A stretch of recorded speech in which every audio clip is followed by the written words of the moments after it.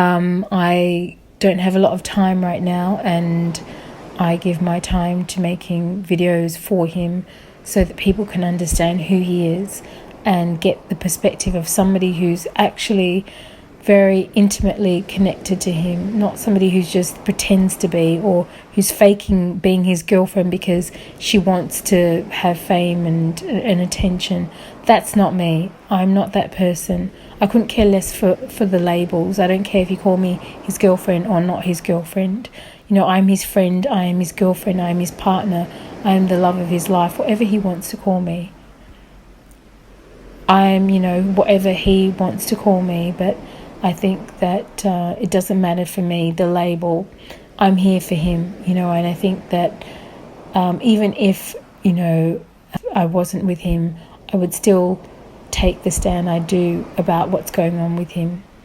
And, and I would still I would still stand up for him, because it hurts me when I see people being hurt by others and they don't deserve it. And there's a lot of narcissism going around. They say there's a 75% increase of narcissism in our society, and I think we need to all look at that and do something about that. Try to raise empathetic children who care, and compassionate people that care about people, to teach people that within the workplace as well. And that gets me into a whole other area before I leave here. I want to talk about that is just, empathy within the workplace. And I think I look at the people within the justice system that are involved in this case, and I question their empathy, and I question whether they have something wrong with them, because the way that they've gone after him, after his character,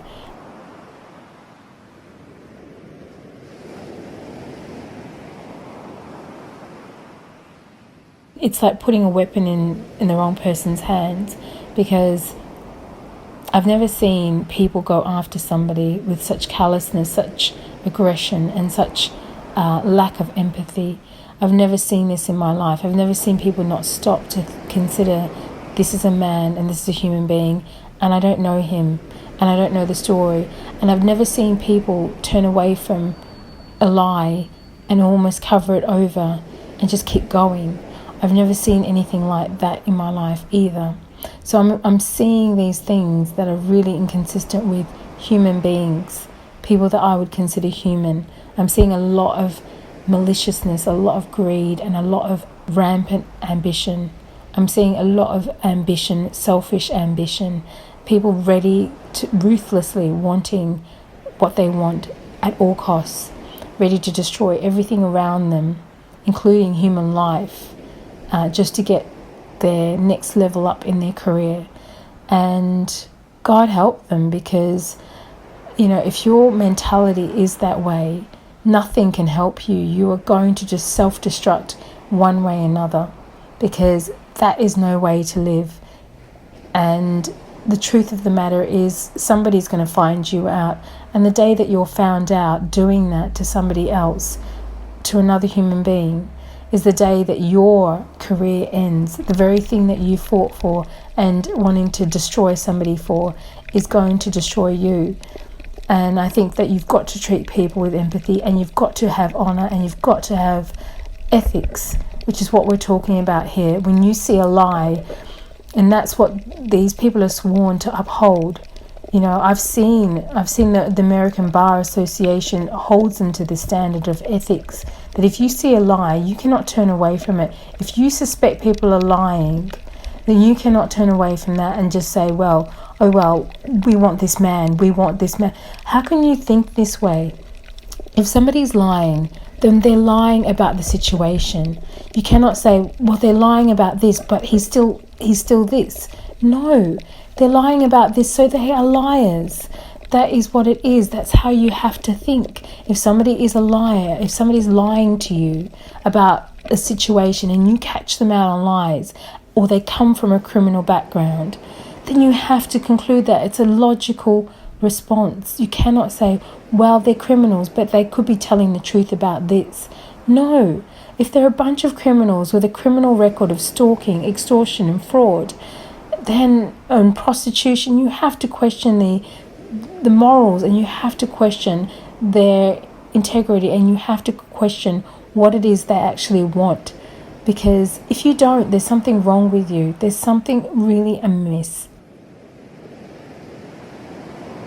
And I think that you have to look at where your level of thinking is, because how can you not equate somebody that's lying or spreading a bunch of lies or involved in a conspiracy or involved in setting somebody up the way that some of these people have been? And some of them are even in jail. I know 2 major conspirators are in jail for fraud, and they still haven't questioned and thought, well, what are we doing here? We have an attorney who's a complete fraud, who's now being convicted for fraud, and who was representing 4 of them or whatever, a bunch of them. And then we have another man who admits on tape that he paid people to lie. It's just like, how far are you willing to sell your own soul for a promotion at work, or for your boss to pat you on the back? You know, I think that is it, and it's incredible cost to your humanity, incredible cost to your soul, to your sense of peace as well. Because I don't know, you ask any criminal in jail how peaceful they are inside, and I don't care if you're working in a law department, of like a prosecutor, and you're working for the government, or whether you're in jail. If you are this dishonorable, and if you are this corrupt, you cannot sleep at night. You cannot sleep at night, and you cannot have peace in your heart. And this will ache at you for the rest of your life. I know that the statistics show that, New York and Chicago, the 2 places he has his cases, his major cases, have the highest rate of false convictions in America. And you think about that.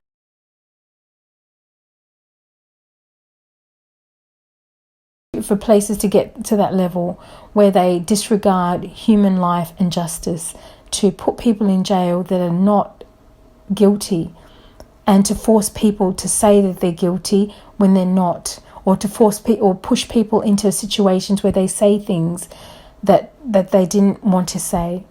Because of the closeness I am to this, to him, I find a lot of what these criminals say about him very offensive and really hard to understand, because it's just like hearing the most evil that you could ever hear.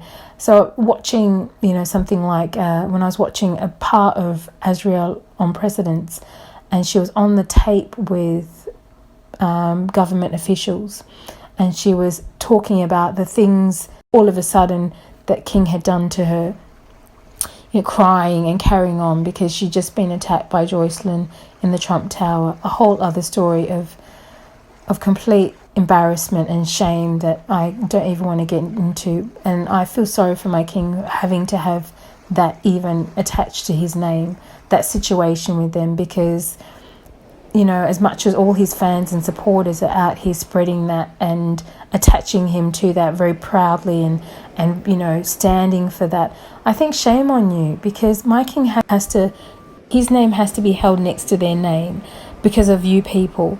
And I keep telling people that it's not true, but you're not listening. And what you do is you can continue to put his name next to these 2 women that come from nothing and have nothing and didn't bring anything to him, and he did nothing to them or with them. And you want to put his name next to theirs and corrupt him and corrupt his character so badly. And shame on you. I feel so angry with these people. I don't know who they are. Sometimes I want to just yell at people, just shut up. Just shut up, because you don't know what you're talking about. You're not listening, and you're not getting anything into your head. And everything I've said seems to go through one ear and out the other. How many times can I tell people that this situation never happened? And I can tell them the whole story with the dates and everything, and they all match up. But they, like the insane that are on the other side, the people on this side are also, some of them are seriously insane, and they don't listen.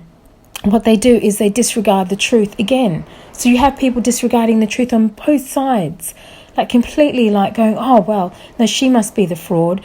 But these women that were raised in families that were corrupt, They're the honest ones. No, I have a career here. I'm a professional woman. In the medical field, and I don't understand how you can put two and two together and think me a fraud, and the women that you're talking about, you consider them honest. And I've explained the situation about the Gayle King interview until I can go blue in the face. And the only reason why I'm out here doing what I'm doing is because I'm so sick of my king being attached to these stupid stories and to these women that have nothing to do with him. And all the stories that keep coming up are dishonourable and horrible and disgusting and have nothing to do with him. And I'm just sick of it. And I want him free of it. And I want him free of both of them. I want him free of their name. I want him free of their families, because they have nothing to do with him. They will never have anything to do with him. The most that had to do with him were taking care of his clothes and his house. I mean, I don't understand where people get this from. Are people so naive? Have not had relationships enough to understand what a relationship is, and understand that even when I didn't know what was going on, I kind of suspected that wasn't a situation of a real relationship. So I don't understand how people have put together this and like, how many people really live that way in a polygamous relationship? How many people really live that way? And especially somebody of his magnitude. And I'm not saying he hasn't been in open relationships. That is a fact. He's been in open relationships. And, and I'm not talking about that. That's a different situation when you have, female lovers. Well, then to expand that out into, well, he's now in a polygamous relationship. You're not listening to what I say. You're not listening to the truth. You're not listening to your own insight. You're not listening to your intuition. What else can I tell you people except just stop and shut up? Just stop. You're not helping. You don't help anybody. You just help yourself. You're constantly talking about things you don't know, and you don't care because it's not your life. It's not your reputation. So you can say anything. You can say anything just because you think you're helping his justice, but you're not. What you're doing is you're putting on him two stories that have nothing to do with him. Two families that are so corrupt. I've never heard of two families more corrupt on this planet.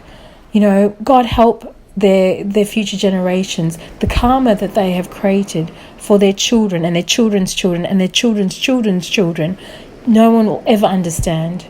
But they are corrupt to the bone and to the core. And there's no place that they belong except in jail. I'm sorry, I don't want to hear any more about it. And I don't want to hear anyone else to try and defend a situation that just never happened, because it didn't happen. I don't care what his attorneys say. His attorneys didn't do all their fact-checking. I've said this 1,000 times in different ways. And I'm going to say it again. They didn't fact-check everything they were supposed to fact-check. If they had fact-checked everything, then my king wouldn't even be in jail, because Azrael would not have been noted down as his girlfriend, which she never was, and then she wouldn't have been able to make the false accusations that she made, point blank. They didn't check with him because he would have told them, well, there's never been a sexual relationship, there's never been anything like that, and it would have been dead. They would have gone, oh, okay, that's not a relationship then, you were just hanging out with groupies, and then it would have just been dead at that point. But what they did is they put fuel on a fire, and I know my king had a reason for why he went on Gayle and worded it the way he did, but when you listen to what he said, he actually told the truth. They're almost like my girlfriends, almost. Think about what that means. If somebody says you're almost like their friend, you're not their friend. You're not even close. You're almost getting there, but you're not. And then, for somebody to go in and say, we have a relationship, and not to say, I'm in a relationship with that person, it's different. You have to listen to and then when you hear what I've said, which is what, I've said over and over again about the extortion, about their families extorting him into this situation that he didn't want to be in. And then you have Azrael, who was both of them completely obsessed with him. All these false accusations, left, right and centre. And so you've got to understand the context of what happened, and then go from there. You cannot just go, well, this is the fact. It's not, well, listen to what he said. Go back to listening to what he said. If you want to go on what he said, actually listen to what he said and actually accept it. And if you don't understand English, get some help to understand English, because he said it very clearly, and your intuition should tell you that doesn't look like a regular situation. Something else was going on here. So both sides are not thinking. People on both sides are not thinking here. And it's made me quite furious. And I've not had a chance to sit down and make this kind of recording. But I'm going to edit this very little. In my kind of frustration, I've probably talked maybe longer than I expected I would. But I think that this is important to say and important to get out. And I hope it reaches the people that it needs to reach. And that's all I'm going to say for now.